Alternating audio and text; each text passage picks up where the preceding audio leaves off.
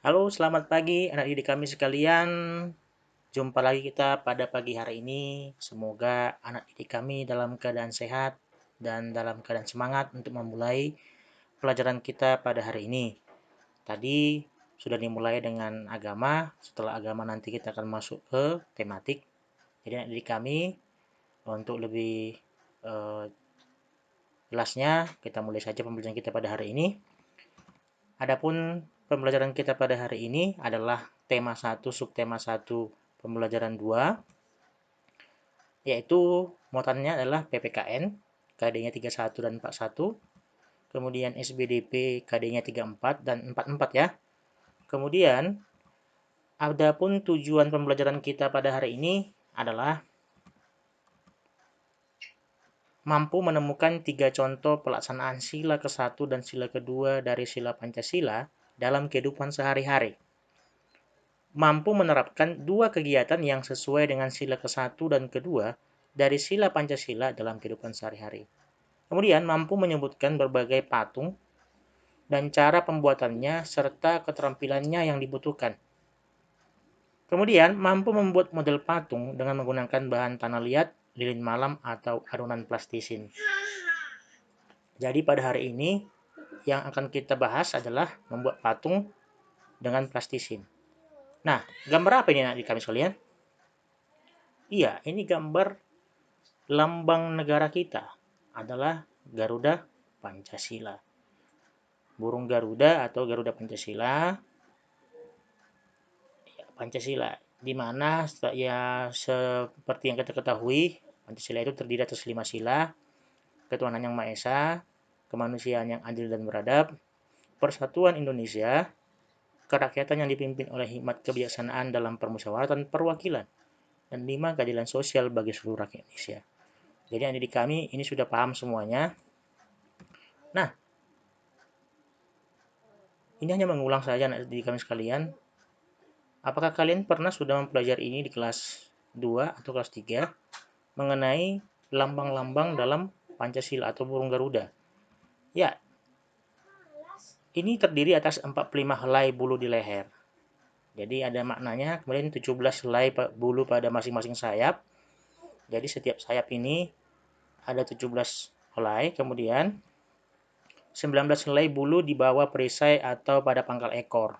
Di sini ada 19 helai.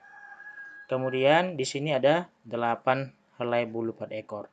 Jadi kalau kita lihat ini sesuai dengan Hari Kemerdekaan Republik Indonesia 17 Agustus, 17 Agustus atau 17 bulan 8 tahun 1945.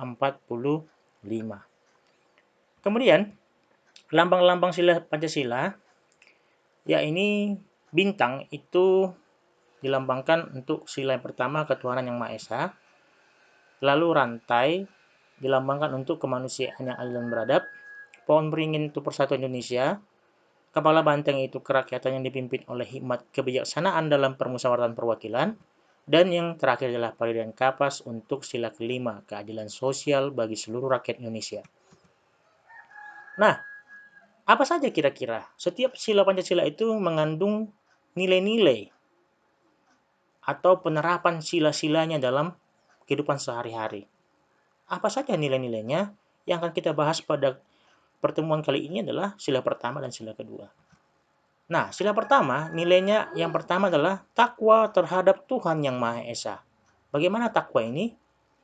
Ya, takwa itu dikatakan kita memiliki agama yang kita percayai dan takwa kita terhadap Tuhan Yang Maha Esa.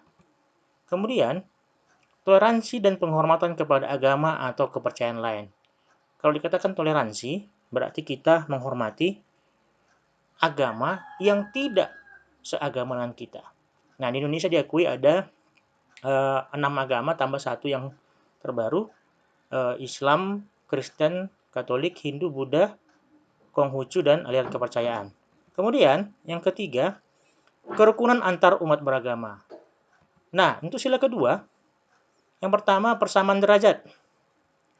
Jadi persamaan derajat tidak ada di Indonesia ini dikatakan derajatnya yang lebih tinggi. Semua sama. Kemudian menghargai hak asasi manusia. Jadi setiap manusia itu mempunyai hak asasi. Jadi kita harus menghargai setiap orang punya masing-masing hak untuk melaksanakan atau melakukan kegiatannya sehari-hari. Kemudian solidaritas antar sama manusia. Jadi kita ini makhluk sosial, kita harus memiliki sikap solidaritas. Artinya kalau ada teman kita yang sedang sakit atau yang kekurangan, maka kita harus mempunyai sikap solidaritas untuk membantu dan menolong. Kemudian perdamaian. Jadi perdamaian ini di Indonesia juga diinginkan terjadinya perdamaian. Tidak ada perpecahan, tidak ada peperangan. Nah itu untuk PPKN. Sekarang kita masuk SPDP.